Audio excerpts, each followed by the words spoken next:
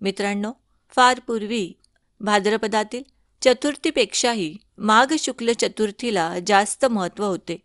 कारण भाद्रपद चतुर्थीला गणेशाचे पार्थिव पूजन केले जाते, तर माघी चतुर्थीला गणेशाचा जन्मोत्सव साजरा केला जातो.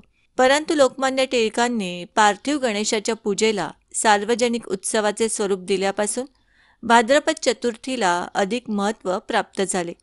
तसे असले तरी आजही अनेक ठिकाणी माघी गणेशोत्सव थाटामाटात साजरा केला जातो. त्याच निमित्ताने आज आपण श्रवण करणार आहोत माघी गणेश जन्माची कथा. अंगद देशात रुद्रकेतू नावाचा विद्वान ब्राह्मण राहत होता. त्याला शारदा नावाची सुविद्य आणि सुशील पत्नी होती. त्यांचा संसार सुखात सुरू होता, परंतु संतान प्राप्तीच्या सुखापासून ते वंचित होते. त्यांनी देवाची करुणा भागली. नियतीने त्यांच्या पदरी एक सोडून 2 पुत्रांचे दान दिले. जुळ्या मुलांचे नामकरण झाले, देवांतक आणि नरांतक. ही मुले मोठी होऊ लागली. महर्षी नारद त्यांच्या भेटीला आले. त्यांनी मुलांचे भाकीत वर्तवले.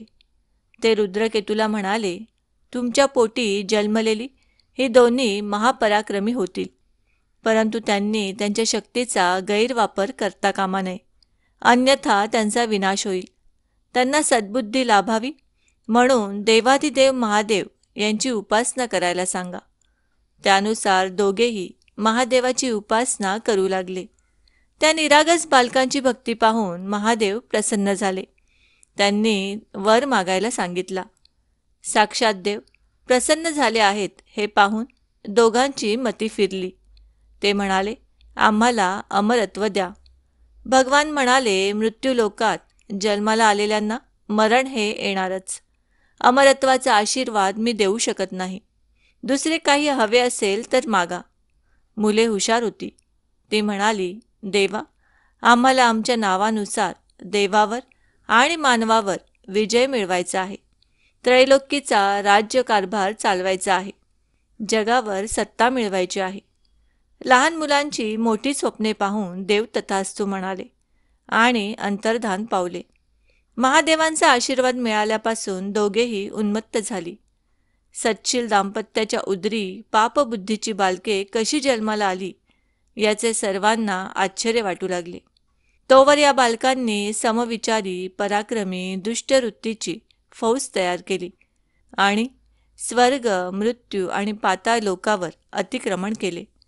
त्यांनी लोकांचा अतोनात छळ सुरू केला. लोकच नव्हे तर देवही त्यांच्या भीतीने चळचळा कापू लागले. ते महादेवांना शरण आले, परंतु या मुलांना महादेवांनीच आशीर्वाद दिला म्हटल्यावर त्यांचा नाईलाज झाला. म्हणून त्रिदेव, समस्त ऋषी आणि देवगणासह गणरायाला शरण केले. त्यानेच आपल्या चतुर्बुद्धीने यातून मार्ग काढावा अशी प्रार्थना केली. देवांतक आणि नरांतकाला देव, दानव आणि मानव यांच्यापासून अभय होते. म्हणून गणरायाने मानवी देह आणि हत्तीचे शिर धारण करून महापुण्यवान कश्यप ऋषी आणि त्यांची पत्नी देवमाता अदिती हिच्या उदरी जन्म घेईन असा शब्द दिला.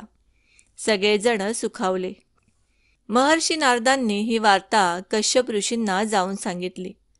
त्रिभुवन पालक गणपती आपल्या घरात जन्म घेणार या विचाराने दोघेही आनंदून गेले. त्यांनी गणरायाची आराधना सुरू केली. अदिती माता गर्भवती राहिली. 9 मास पूर्ण झाले आणि माघ शुक्ल चतुर्थीला दुपारच्या वेळी अदिती मातेच्या उदरी गणेशाने जन्म घेतला. सर्व देवांनी गणरायाचे साजिरे गोजिरे बालरूप पाहून स्वर्गातून पुष्पवृष्टी केली. सर्व नद्या आणि देवस्त्रिया वेषांतर करून बाळाला नाणी घालण्यासाठी आल्या. बाळाला नाऊ घातले, बाळलेणी घातली, दुपट्यात गुंडाळून पाळण्यात घातले. सर्वांच्या उपस्थितीत बाळाचा नामकरण सोहळा पार पडला. देव, ऋषीमुनी, मानव या सर्वांच्या रक्षणार्थ आणि त्यांच्या उत्कट इच्छेमुळे गणरायाने हा जन्म घेतला. म्हणून बालकाचे नाव महोत्कट ठेवण्यात आले. सर्व देवतांनी आपल्याकडील शक्ती, आयुधे यांचे वरदान महोत्कटाला आशीर्वाद स्वरूपात दिले. कालांतराने याच महोत्कटाने देवांतक आणि नरांतकाचा वध केला आणि त्रैलोक्याला भयमुक्त केले. मित्रांनो, गणेश जन्माविषयी अजून एक कथा लोकप्रिय आहे आणि ती सर्वांनाच माहिती आहे. पण त्या कथेचा वास्तविक आध्यात्मिक अर्थ खूप कमी जणांना माहीत असेल. ती कथा अशी की एकदा शिव काही कार्यास्तव पुष्कळ कालावधीसाठी बाहेर जातात. त्यावेळी एकट्या असलेल्या पार्वतीला लक्ष्मी तिच्या मळापासून पुत्र बनवण्यास सांगते. त्यामुळे तिचे एकटेपणही दूर होईल आणि जगताचा उद्धारही त्या पुत्रामुळे होईल, असे ती सांगते. तिच्या आग्रहास्तव पार्वती आपल्या मळापासून एका मुलाची मूर्ती बनवून त्यात प्राणप्रतिष्ठा करते. तोच हा सर्वांचे कल्याण करणारा शुभकारी गणेश होय. या गणेशाला स्वतःच्या पित्याचे दर्शन घडलेलेच नसते. एकदा शिव येणार म्हणून पार्वती मंगलस्नानाला गेलेली असते. स्नानात सतत व्यत्यय येत असल्याने ती गणेशाला द्वाराजवळ उभा राहून कोणालाही आत न सोडण्याविषयी सांगते. गौरीनंदन गणेश मातेची आज्ञा शिरसावध्य मानून कोणालाही आत सोडत नाही. त्याचवेळी शंकर तेथे येतात. पार्वतीला भेटण्यासाठी ते आत जात असताना गणेश त्यांना अडवतो. त्याला वारंवार सांगूनही तो त्यांना आत प्रवेश करून देत नाही. शिवभक्त अनेक ऋषी तसेच स्वर्गातील देवही त्याला शिवाला आत जाऊ देण्याची विनंती करतात, परंतु तो मुळीच विचलित होत नाही.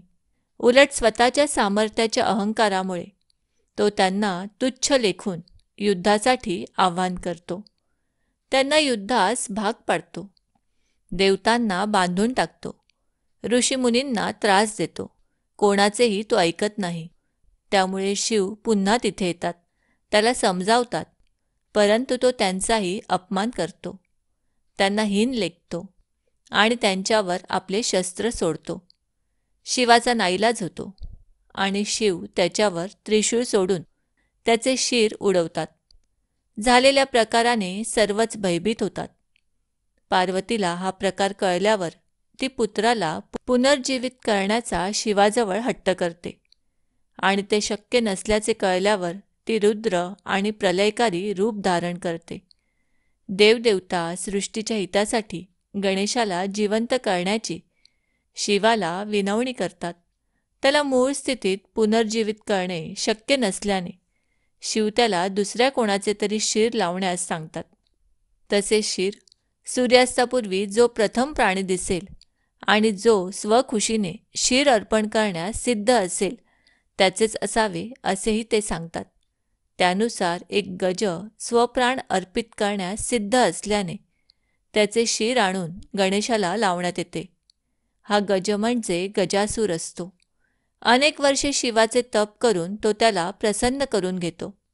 त्यावेळी तो शिवाला त्याच्या उदरात राहण्यास सांगतो, परंतु ब्रह्मा आणि विष्णू त्याला तसे करण्यापासून परावृत्त करतात आणि त्याला कालांतराने तू शिवाजवळ कायमस्वरूपी राहशील असे वरदान देतात. या महाज्ञानी गजासुराला ते वरदान सफल होण्याची ही संधी मिळाल्याने तो अतिशय आनंदाने समर्पणास सिद्ध होतो. मित्रांनो, लहानपणापासून आपण पार्वतीने मळापासून बनवलेल्या गणेशाचा शंकर वध करतो आणि नंतर त्याला हत्तीचे म्हणजे गजाचे शिर लावून त्याला जिवंत करतो अशी गणेश जन्माची कथा ऐकली असते. त्यावेळी अनेक प्रश्न पडायचे. मळापासून सजीव मूर्ती कशी बनते? क्षुल्लक कारणावरून पिता पुत्राचा वध का करतो? पुन्हा त्याला जिवंत का करतो? तेही पूर्वीचे शिर न जोडता हत्तीचे शिर का जोडतो? हे सर्व कसे शक्य आहे? असे वाटून या सर्व कथा कपोलकल्पित असाव्यात असे वाटायचे. त्यानंतर वेळोवेळी वाचनात आलेल्या कथा, मुलाने विचारलेल्या प्रश्नांनी जागृत झालेली जिज्ञासा, काहींनी केलेले शंका निरसन यातून त्यातील गर्भितार्थ लक्षात येत होता. परंतु प्रत्यक्षात शास्त्रार्थ मात्र साधनेत आल्यावरच कळत गेला. गुरुदेवांच्या चरणी कोटी कोटी कृतज्ञता आहे. त्यांनीच जिज्ञासूपणे या प्रश्नांची उत्तरे शोधायला शिकवली. आदिशक्ती पार्वती ही जगज्जननी आहे. तिच्यापासून समस्त प्रकृतीची उत्पत्ती होते. तिच्यातील प्रचंड शक्तीमुळेच ती शिवाची शक्तिदायिनी आहे. तिच्या विना शिव शव आहे, हे सर्व ज्ञात आहे. पंचमहाभूतांनी बनलेल्या देहाला मर्यादा असतात, परंतु साधनेच्या बळावर पार्वती पंचमहाभूतांनी युक्त देहाच्या मर्यादा ओलांडून गेलेली असते. म्हणूनच ती देवाशी एकरूप होऊ शकते. अशा आदिशक्तीला अशक्य ते काय आहे? त्यामुळेच ती तिच्या मळापासून तिच्या चैतन्याच्या अंशाला, पुत्राला सिद्ध करू शकली. दुसऱ्या शब्दात सांगायचे तर कल्पांतापूर्वी दैत्यासुरमर्दिनी आदिशक्ती पार्वतीच्या मळातून महाशक्तिशाली पुत्राची निर्मिती सहज संभव आहे. मित्रांनो, गणेश महापराक्रमी होता. सामर्थ्याला म्हणजेच शक्तीला सात्विकतेची म्हणजेच शिवाची जोड नसेल तर सामर्थ्याचा अहंकार वाढतो. तो सर्वदा विनाशकारी असतो. त्या व्यतिरिक्त हा पुत्र आपली आज्ञा ऐकणारा असावा, असाही त्याच्या जन्माच्या वेळी पार्वतीचा एक स्वार्थी विचार असतो. स्वार्थी वृत्तीने केलेली कलाकृती सात्विकतेपासून दूर जाते. त्यामुळे मातेचे आज्ञापालन करताना गणेश सारासार विवेकाच्या मर्यादा उल्लंघतो. करुणा, दया, क्षमा यांचे भान उरत नाही.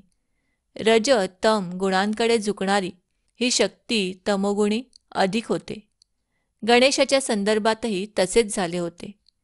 आदिशक्तीच्या मळापासून बनलेल्या गणेशाची शक्ती अफाट होती, परंतु बुद्धी मात्र मलिन रज तमोगुणी होती. वास्तविक हा पार्वतीनंदन विश्वाच्या कल्याणासाठी, ते मंगलमय करण्यासाठी अवतीर्ण झाला होता. परंतु अशी मलिन बुद्धी जगाचे कल्याण नव्हे तर अकल्याणच करणार हे त्रिकालज्ञानी शिवाने जाणले होते. आपल्या सामर्थ्याच्या अहंकाराने अन्याय करणाऱ्या पुत्रामुळे जगाचे भवितव्य अंधकारमय होऊ नये यासाठी त्याची मलिन बुद्धी जाणे आवश्यकच होते आणि ती घालवण्यासाठीच मलिन बुद्धी असलेले त्याचे शिर धडावेगळे करण्याचा निर्णय त्याला घ्यावा लागतो. धन्य तो पिता जो जगत कल्याणासाठी पुत्राचे शिर उडवतो. मित्रांनो, गजासुराचे शिर लावल्याने मलिन बुद्धी असलेल्या गणेशाची बुद्धी पुन्हा शिवमय होते. गजासुराने केलेल्या शिवाच्या कठोर तपस्येमुळे तो महाज्ञानी बनतो. त्यामुळे गजाननाला म्हणजेच गणेशाला उपजतच सर्व गोष्टींचे ज्ञान प्राप्त होते. शक्तीच्या मळापासून बनलेली मलिन बुद्धी शिव